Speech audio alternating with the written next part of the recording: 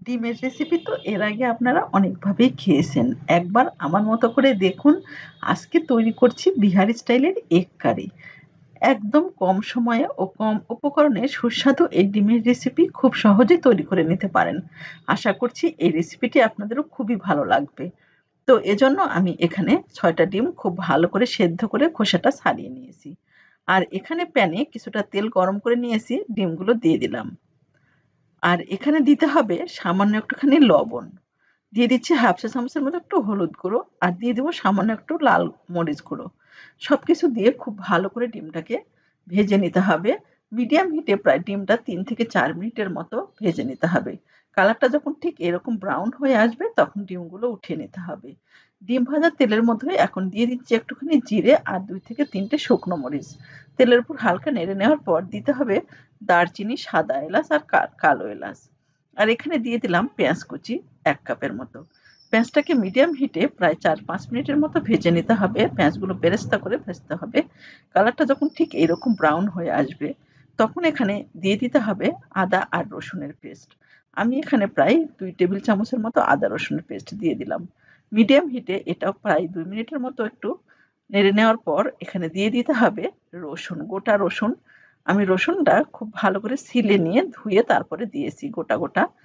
রসুনটা দিয়ে খুব ভালো করে মিশিয়ে নিতে হবে। এই পর্যায়ে ২ থেকে ৩ মিনিটের মতো ভালো করে ভেজে নিতে হবে যতক্ষণ পর্যন্ত আদা রসুনের কাঁচা গন্ধটা চলে না যাচ্ছে। এরপর এখানে দিয়ে দিলাম কাঁচামরিচের পেস্ট। ৮ থেকে ১০ টি কাঁচামরিচ খুব ভালো করে পেস্ট করে তারপর দিয়েছি। মিনিট ২ এর মতো এটাও ভালো করে ভেজে নিলাম। এরপর এখানে কিছু মসলা দিলাম। ১ম এ দিয়ে দিচ্ছি হলুদ গুঁড়ো ১/২ চা চামচ, লাল মরিচ গুঁড়ো দিলাম ১ চা চামচ, আর এখানে ধনে গুঁড়ো দিলাম ১ চা চামচ। দিয়ে দিব পরিমাণ মতো লবণ। সবকিছু দিয়ে একটুখানি জল দিয়ে খুব ভালো করে মশলাগুলোকে কষিয়ে নিতে হবে। মিডিয়াম হিটে প্রায় ৫ থেকে ৬ মিনিটের মতো এরকমভাবে মশলাগুলো কষিয়ে নিতে হবে। এরপর এখানে দিয়ে দিতে হবে চিকেন মসলা। এটা কিন্তু আপনারা চাইলে স্কিপ করতে পারেন। বাজারে কিন্তু বিভিন্ন ধরনের চিকেন মসলা পাওয়া যায়। আপনারা চাইলে এটা দিতে পারেন। এরপর এখানে দিয়ে দিলাম টক দই। দইটা দিয়ে খুব ভালো করে মিশিয়ে নিতে হবে। ৩-৪ মিনিটের মতো ঠিক এইভাবে মসলার মধ্যে মিশিয়ে নেওয়ার পর এখানে দিয়ে দিতে হবে জল। এরপর গ্রেভিটা যখন ফুটে উঠবে তখন এখানে দিয়ে দিতে হবে ডিম। ডিমটা দিয়ে খুব ভালো করে মিশিয়ে নিলাম।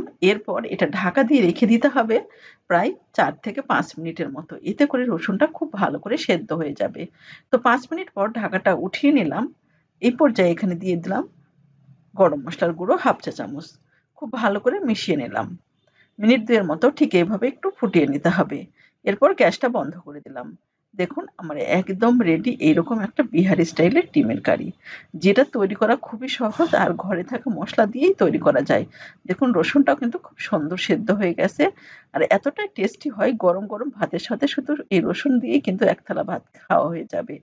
আপনারা অবশ্যই তৈরি করবেন। এটা তৈরি না করলে বুঝতেই পারবেন না যে এর টেস্ট কতটা। আশা করছি রেসিপিটি আপনাদেরও ভালো লেগেছে। আর ভালো লেগে থাকলে প্লিজ আমার চ্যানেলটা সাবস্ক্রাইব করে অল অপশন সিলেক্ট করে পাশে থাকবেন। তো আজ এ পর্যন্তই। ভালো থাকবেন এবং সুস্থ থাকবেন।